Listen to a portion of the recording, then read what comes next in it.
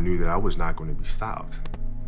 You know, so at the age of 18, this was my life.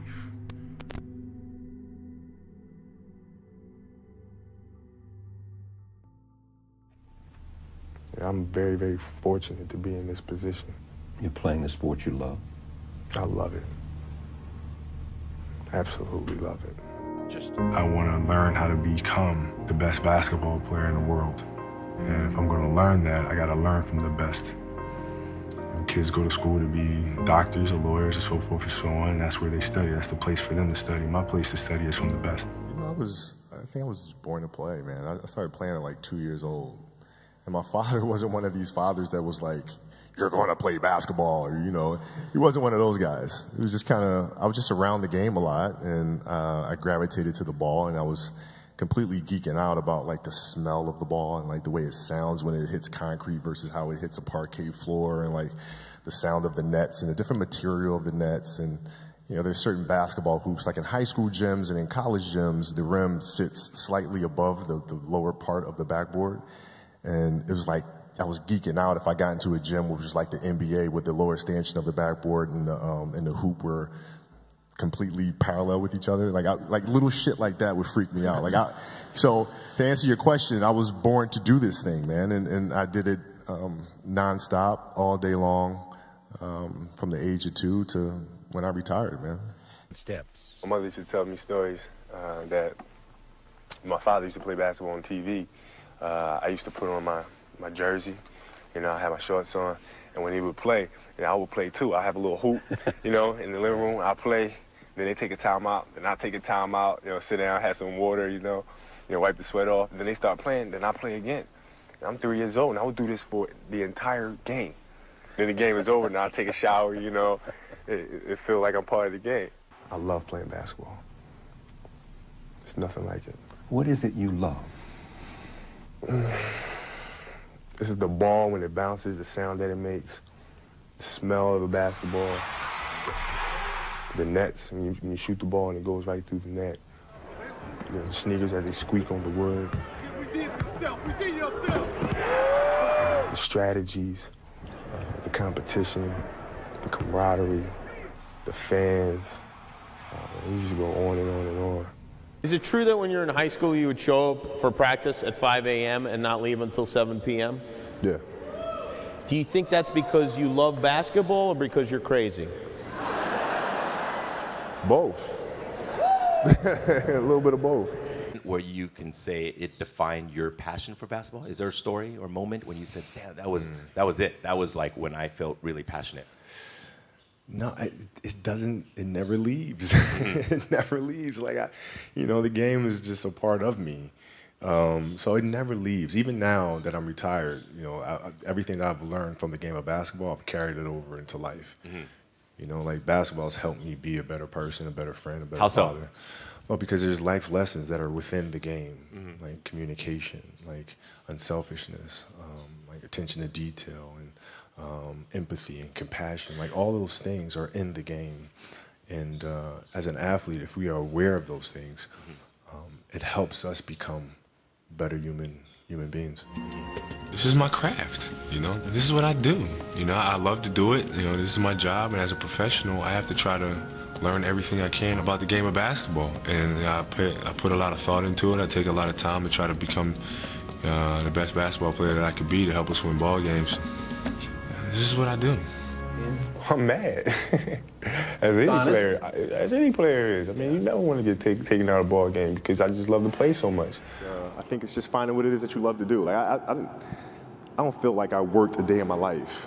You know, it's hard work as it's defined by the world, but to me, there was no place I'd rather be. Like you can't, like I'd rather not be anywhere. I'd rather be on the track at 4 in the morning running wind sprints, and you know, than be in a weight room at 6. And then be on the court at 9, and then, you know, train till 3, and then be back. You know, like, I'd rather be doing that than anything else. So it wasn't like it was hard work. I just found what it is that I love to do. Yeah, well, there's obviously, I mean, a great amount of sacrifice because it is time consuming, and you do have to really focus on your craft a great deal. And do you realize it when you're going through it, or because you're so focused on what you want to do, you're just kind of oblivious to some of that? It was probably different for me than most because it was it's what I truly wanted to do. It's what I enjoyed doing. So it wasn't like I didn't feel like I was giving something up. I felt like I was gaining something because I enjoyed playing. What does love feel like?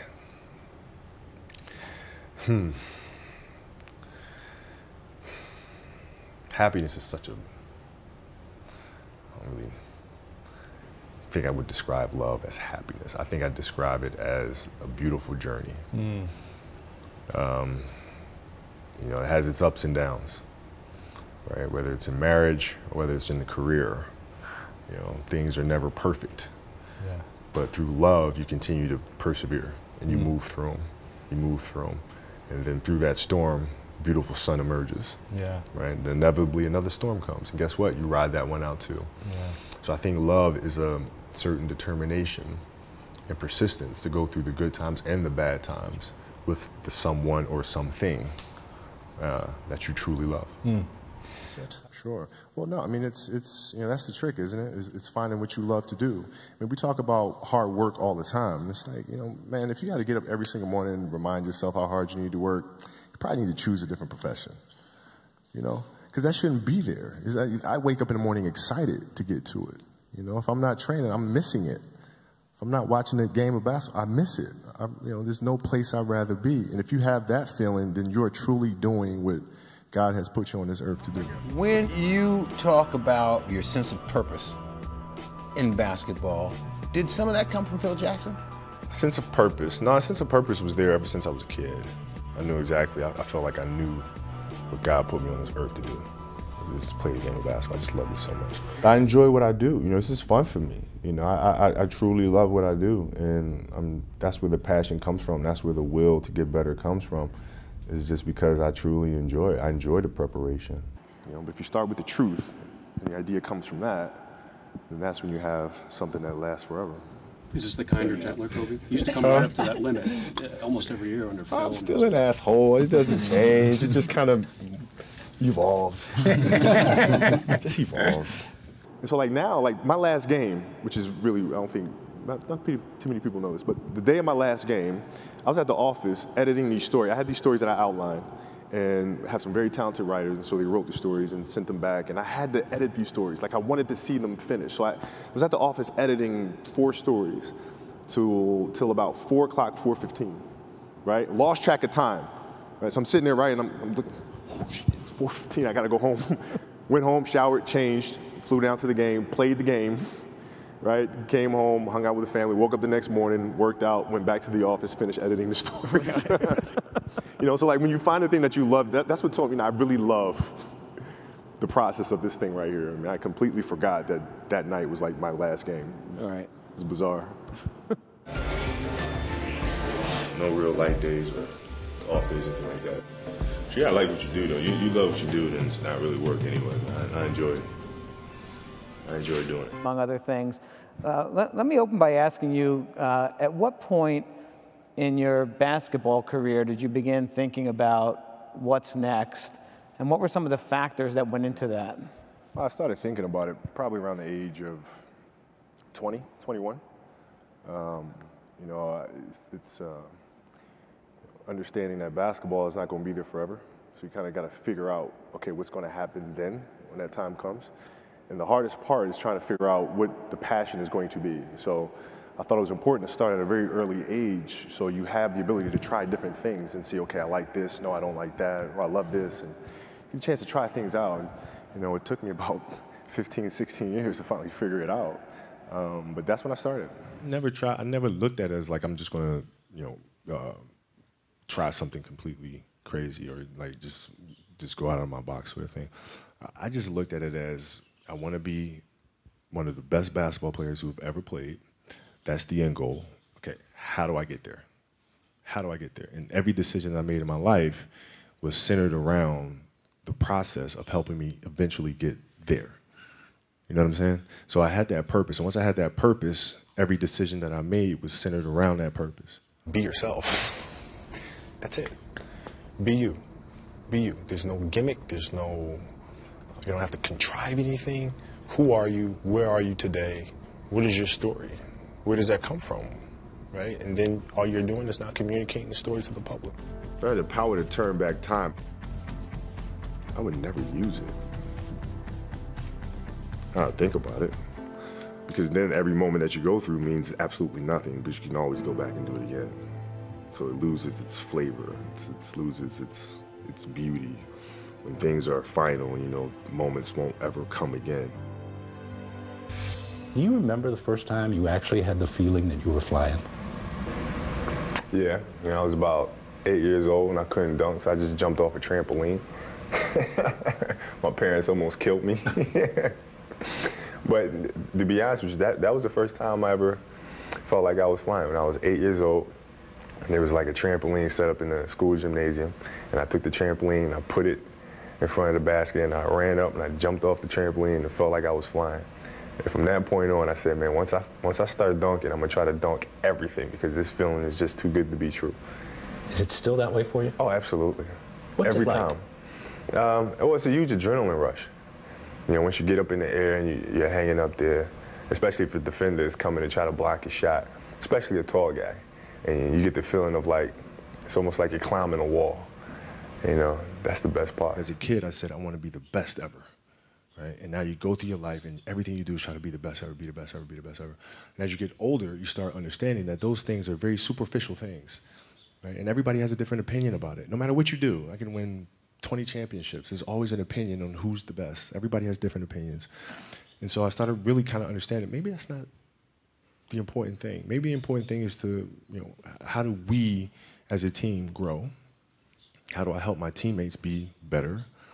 So that was the first change for me. And then as I got older still, it became more about how are you inspiring others, right, to find themselves. That is the ultimate championship. So won 5 championships, that's great. Another team won a championship this year. Team's gonna win a championship next year. Those things come and they go. But what stays is how do you use your passion and use that to inspire somebody else to create their passion, and then how can they pass that on to the next person? That is true success. Well, I mean, it's just hard work. I mean, it's not something that I don't think anybody here is like exhausted or sore or anything like that. I mean, it's just this is what we do. It feels good to work this hard. You became a Lakers fan living in Italy. Yeah. Did they show Lakers games in Italy? Yeah, so at the time, my grandfather used to send me tapes of Laker games, because back then, you know, basketball wasn't as global as it is now. So he used to send me tapes. I used to sit, you know, in the living room and watch Magic and Byron and Worthy and Cap and, you know, the whole crew. And I just absolutely fell in love with the Lakers. You want to play against Michael Jordan before he retires. He's only got probably 3 or 4 more years left, so. I know he's an old guy. He's an old guy. But nah, you know, that'd be something that I love to do because, you know, I watched him growing up. I love to play against Magic Johnson, but now he's retired. And Michael Jordan is somebody that I've always looked up to, and I want to play against him. The one moment that stands out of, we've done, I don't know how many we've done, what, 800 events. The one time was 4 a.m. We went out to practice at 4 a.m. And that was your idea to do it. But and then, you know, all these Nike people are like, no, let's not do that. And then you're like, let's do it at 4 a.m. So you got security, you got brand marketing, sports marketing going, no, let's not do it. You're like, let's do it. Because that's your sustenance, right? I mean, to me, it just makes complete sense. Not to us. But I don't, like, okay, so. See, all right. Usually, I'm sleeping at 4 a.m. You're working out. So talk about that. Okay, so if your job is to try to be the best basketball player you can be, right? To do that, you have to practice, you have to train, right? You want to train as much as you can, as often as you can. So if you get up at 10 in the morning, train at 11, right? 12, say 12, train at 12, train for 2 hours, 12 to 2. You have to let your body recover. So you eat, recover, whatever. You get back out, you train, start training again at 6. Train from 6 to 8. Right? And now you go home, you shower, you eat dinner, you go to bed, you wake up, you do it again, right? Those are 2 sessions. Right? Now imagine you wake up at 3, you train at 4. You go 4 to 6, come home, breakfast, relax, blah, blah, blah. Now you're back at it again, 9 to 11, right? You relax, and now all of a sudden you're back at it again, 2 to 4, and now you're back at it again, 7 to 9. Look how much more training I have done by simply starting at 4, right? And so now you do that, and as the years go on, the separation that you have with your competitors and your peers just grows larger and larger and larger and larger and larger. And by year 5 or 6, doesn't matter what kind of work they do in the summer, they're never going to catch up because they're 5 years behind. you getting up 6 in the morning, man? It's 5:30 in the morning. Yeah. What time do you go to sleep? Don't you stay up and watch Sports Center or something? I mean, don't you do stuff like that? What you doing getting up? I don't need too many hours of sleep, man. I can go off for 3-4 hours. Really? Yeah. 3 hours? Yeah. Damn, they told you I got sleep apnea, right? I mean, damn, I need about 6-7 hours, Kobe. No, I can operate, man. All right. So you get up, and what was your normal regimen like? Just for a lot of kids out there watching you, wanting to be great ball players, understanding what greatness is going to require. What's a normal day like for you, particularly in the off season when you talk about getting up there early? I want to know what time you get up, and I want to know what you do when you get up. Right. Well, I normally wake up at about 4:30. And 4:30 in the morning. 4:30 in the morning. 4:30 in the morning. And I get ready to work out. This past summer I couldn't, run like I normally do and do all the shots because of my knee. Right. So I'll get up in the morning and do my therapy, and do weights and things of that nature. And I do that about 2-3 times a day sometimes. But the key is when you get up that early in the morning, you finish your workout, 12 o'clock, 12:30, whatever. You have the rest of the day to kick it with the fam. You know what I mean? Instead of waking up, middle of the day, you get all of those hours in, then your day's shot. Right. You know what I mean? So. All right, now you talked about the 6 to 8 hours of practicing every day, and he just wanted to know, can you give us an example of a typical day of training or practice for you?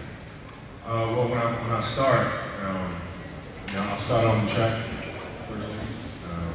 I'll start at about 5 o'clock in the morning, track about 6 o'clock. Do what I need to do there. From there, I go to the weight room, lift for a couple hours. And after that, I go straight to the court. I'm on the court until I get practice. All right. 6 to 8 hours, y'all. 5 a.m. in the morning. All right, 5 a.m.